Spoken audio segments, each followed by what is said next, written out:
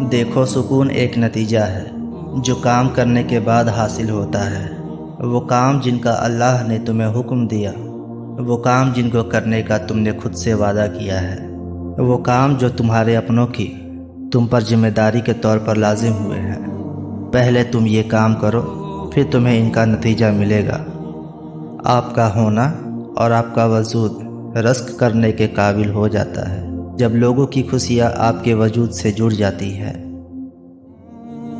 ضد نہ کیا کرو کہ میں ہی صحیح ہوں، باقی سمجھانے والے سارے غلط ہیں۔ اگر ایسا ہوتا تو تم بار بار ایک ہی جگہ ٹھوکر کیوں کھاتے؟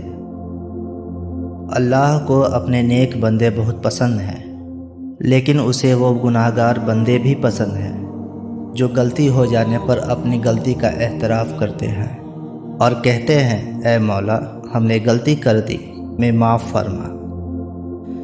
ان بندوں کو اللہ کی بارگاہ میں بہت پسند فرمایا جاتا ہے جو اللہ پر بھروسہ رکھتے ہیں، پھر چاہے حالات جیسے بھی ہو۔ محبت کا بدلہ محبت ہے، اور ہر محبت کرنے والا بدلے میں محبت ہی چاہتا ہے۔ اسے آپ کے احسان اور مہربانی سے کوئی واسطہ نہیں۔ محبت کبھی ختم نہیں ہوتی، صرف بڑھتی ہے۔ صحیح لوگوں اور چیزوں کی ہو تو سکون بن کر، غلط لوگوں اور چیزوں کی ہو تو جنون بن کر۔ خدا سے ملنے کے بہت سے راستے ہیں، اور وہ راستہ جس میں سچی تڑپ اور اخلاص کے ساتھ چلا جائے، وہ راستہ اللہ تک ہی لے جائے گا۔ ان راہوں پر چل کر بھی دیکھو، ڈھونڈو ان راستوں کو، صرف سجدوں کو ہی کافی نہ سمجھو۔ کبھی تو کاروبار کرنا چھوڑو، ہر کام میں بس فائدہ تلاش کرتے ہو، یہ بھی کوئی تلاش ہے؟ کرنا ہے تو نور تلاش کرو جو تمہاری ذات میں موجود ہے۔ اللہ تعالیٰ نے جن لوگوں کو تمہاری زندگی سے نکال دیا ہے، ان کی فکر نہ کرو۔ اللہ وہ سب جانتا ہے جو تم نہیں جانتے۔ اللہ کی رضا میں راضی رہنا سیکھو، پھر بہتر نہیں بہترین ملے گا۔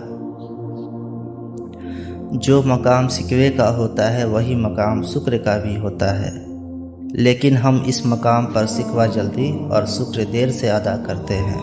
ہر بات میں خیر ڈھونڈا کریں اور اللہ کا شکر ادا کرنے کی عادت ڈال لیں۔ حرام چیزوں اور حرام کاموں سے ہمیشہ بچتے رہو، تمہاری دعائیں قبول ہونا شروع ہو جائے گی۔ یہاں جو چیز ہے یہیں رہے گا، لیکن یہاں کی چیزوں کو اپنا کہنے والا یہاں نہیں رہے گا۔ اس امت کے لیے مہربانی ہے، اس کو تکلیف آتی ہے، عذاب نہیں۔ اللہ سے محبت کرنے والے ہر انسان سے محبت کرتے ہیں۔ نشان یہی ہے زمانے میں زندہ قوموں کا کہ صبح و شام بدلتی ہے ان کی تقدیریں۔